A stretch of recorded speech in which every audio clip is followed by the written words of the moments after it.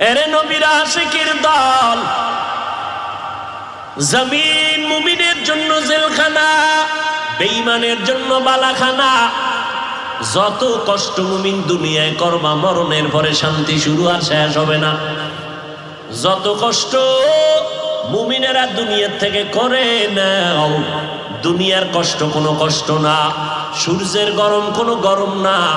9,30,00,000 mile উপরে কিয়ামতের দিন এই সূর্য যখন মাথার উপরে নেমে আসবে, গুনাহগারের মাথার মগজগুলো ভাতের মারের মতো ফুটবে।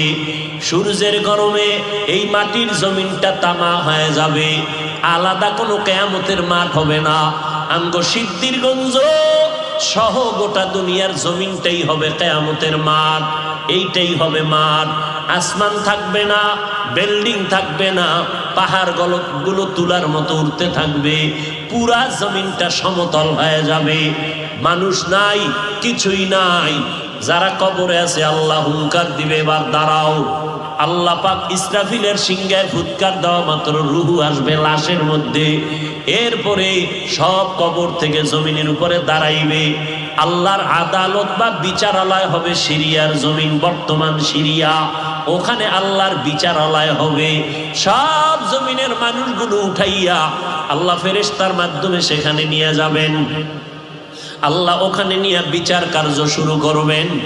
জহুর থেকে ফজর, এই ফজর আর জহুরের মাঝখানে যেই সময়, এতটুকু সময় মাত্র বিচারের সময় লাগবে। এই সময়ের মধ্যে বিচার কমপ্লিট হয়ে যাবে। আমগো সিদ্ধিরগঞ্জ থানার ভিতরে একটা মামলা 50 বছর কইরা রইল, এটা শেষ হয় না। 50 বছর মাঝে মাঝে হাদিয়া দিলে তাজা হয়, মামলা শেষ হয় না।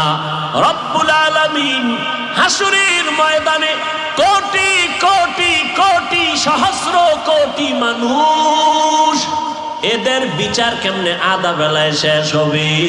বলে বান্দা বুঝবি না, যেটা বান্দার যেটা ধারণার বাইরে বুঝা অসম্ভব, এই আমার মাওলার কুদরতের দ্বারা সব কিছুই সম্ভব।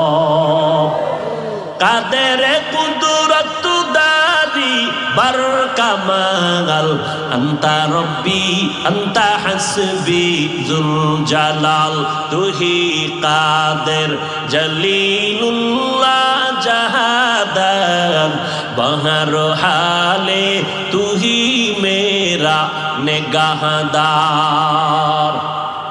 ও আল্লাহর বান্দারা, আল্লাহ বলেন জাহান্নাম থেকে নিজেকে বাঁচাও। 2 নাম্বার দায়িত্ব তোমার আহালকে বাঁচাও। 3 নাম্বার দায়িত্ব তোমার প্রতিবেশীরে বাঁচাও। 4 নাম্বার দায়িত্ব তোমার সমাজের লোক বাঁচাও। 5 নাম্বারে যদি সময় পাও উম্মত নিয়ে চিন্তা করো। উম্মতের সিরিয়াল 5, সমাজের চিন্তা করবা সিরিয়াল 4, ঘরের পাশের লোকের চিন্তা করবা সিরিয়াল 3, নিজের মাইয়া বলা স্ত্রীর চিন্তা করবা সিরিয়াল 2। 1 নাম্বার সিরিয়াল, নিজে আগে জাহান্নাম থেকে বাঁচো। জাহান্নাম থেকে বাঁচার মানি গুনাহ থেকে নিজেরে বাঁচাও, কারণ গুনাহগারের পরিণাম ফল হলো জাহান্নাম। ও এলাকার মুসলমানেরা, এরে যুবক, ওই অন্ধকার কবরে যাওয়ার আগে নিজেকে জাহান্নাম থেকে বাঁচাও, কারণ জাহান্নামের আগুনের ইন্ধন হবে মানুষ আর পাথর। দুনিয়ার আগুন জ্বালাইতে গিয়া নরম নরম জিনিস দিয়ে আগুনকে প্রজ্বলিত করা হয়। আল্লাহ কয় জাহান্নামের আগুনটা আমি প্রজ্বলিত করব মানুষ আর পাথরের দ্বারা। অধিকাংশ মানুষ কোন মানুষ? আমি আল্লাহ পাক যারে এত নেয়ামত দিলাম, সূর্যের আলোটা ফিরিয়ে দিলাম, চন্দ্রের আলো ফিরিয়ে দিয়া দিলাম, বাতাসটাও ফিরিয়ে দিলাম, নদীর পানি ফিরি, ও বান্দা জমিনটাও ফিরিয়ে দিলাম। আমি আল্লাহ বিনিময়ে তোমার থেকে এই কথাও বলি নাই। এত কিছু দেওয়ার পর তোমার কাজ হলো সারা রাত আমারে ডাকবা। আল্লাহ কয় না। সারাদিন রোজা রাখবা। আল্লাহ বলে না। ব্যবসা করো, বাধা নাই। চাকরিজীবীরা চাকরি করো, বাধা নাই। লেখাপড়া করনেওয়ালারা স্কুল কলেজে লেখাপড়া করো, বাধা নাই। ইঞ্জিনিয়ার হও, ডাক্তার হও, সাংবাদিক হও, এসপি হও, ডিসি হও, এমপি মন্ত্রী হও, ইসলাম তোমাকে বাধা দেয় না। ইসলাম কি কয় জানো? ও বান্দা, সব তোমার জন্য ছেড়ে দিলাম।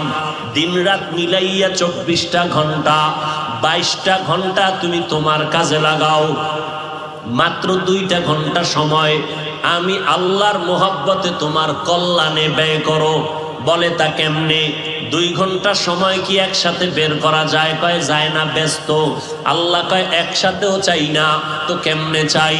ফজরের 4 রাকাত নামাজে 20 মিনিট দিয়া তুমি তোমার দোকানে চলে যাও, আবার জোহরের সময় ঈশা 10 রাকাত নামাজে 20 মিনিট দিয়া আবার তুমি তোমার ব্যবসায় চলে যাও, আবার আসরের 4 রাকাত নামাজে 20 মিনিট দাও, এরপরে তুমি আবার দোকানে যাও, মাগরিবের 5 রাকাত নামাজে আবার 20 মিনিট দিয়া তুমি তোমার সংসারের কাজে চলে যাও।